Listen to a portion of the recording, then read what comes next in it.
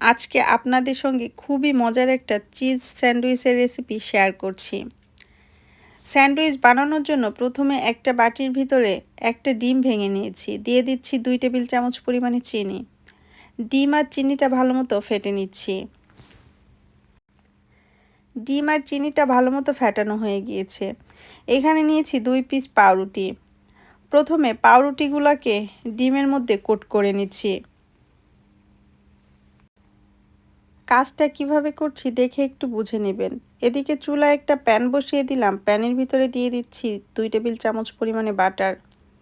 বাটারের ভিতরে পাউরুটিটা দিয়ে দিচ্ছি ভেজে নেওয়ার জন্য।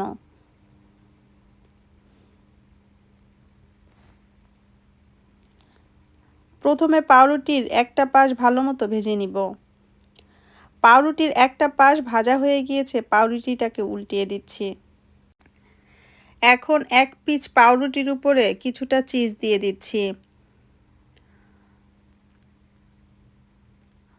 অন্য পাউরুটির পিসটা এই চিজের উপরে দিয়ে দিচ্ছি। কাজটা কিভাবে করছি দেখে একটু বুঝে নেবেন। এখন দিয়ে দিচ্ছি আরও 2 টেবিল চামচ পরিমাণে বাটার। এখন স্যান্ডউইচটাকে উল্টিয়ে পাল্টিয়ে ভেজে নিতে হবে। অনেকে তো অনেকভাবে স্যান্ডউইচ বানিয়ে খেয়েছেন। এইভাবে একবার বাসায় স্যান্ডউইচ বানিয়ে খেয়ে দেখতে পারেন। আশা করি আপনাদের কাছে খুব ভালো লাগবে।